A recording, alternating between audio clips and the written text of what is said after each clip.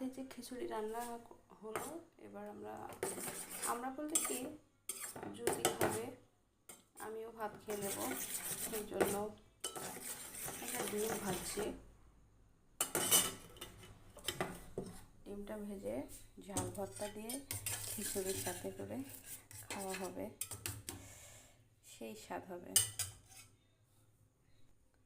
আসলে বন্ধুরা, আমি তো স্ট্যান্ড বাদে ভিডিও করি, আপনাদের তো বলেছি, তো আমার একটু ভিডিও করতে অসুবিধা হয়।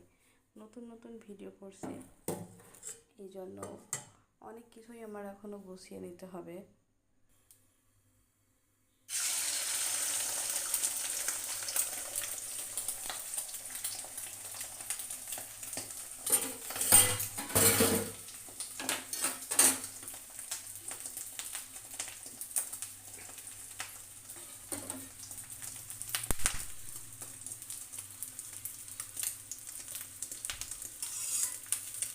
গ্রামে যারা গ্রামীণ ব্লগগুলো করে, তাদের ভিডিওগুলো আমার খুবই ভালো লাগে, কারণ এই ধরনের ভিডিওগুলো যারা শহরে থাকে তাদের জন্য খুবই একটা এক্সপ্রেশন মোমেন্ট।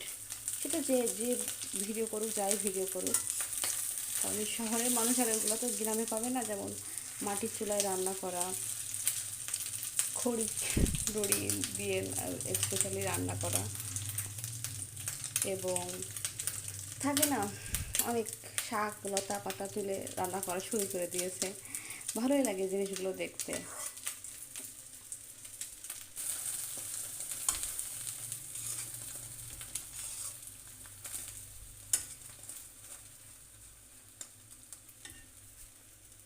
আমার যখন নতুন নতুন বিয়ে হয়েছিল, শ্বশুরবাড়ি অনেকেই জিজ্ঞাসা করতো, মানে যারা নতুন দেখতে আসতো তারা, যে তুমি কি রান্না করতে পারো?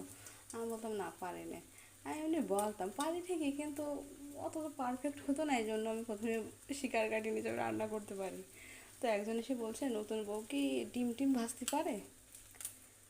তা আমি বলছি হ্যাঁ পারি।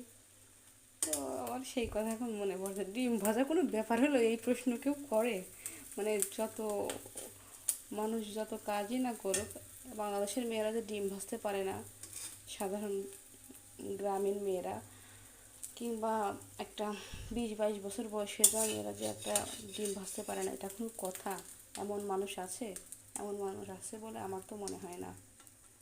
আপনাদের কি মনে হয় বন্ধু?